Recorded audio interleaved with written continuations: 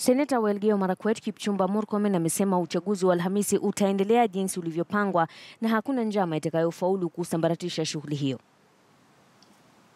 So that the chairman is still swinging like a pendulum.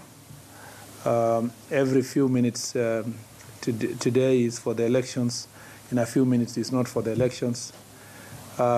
So these schemes are the last kicks of a dying horse.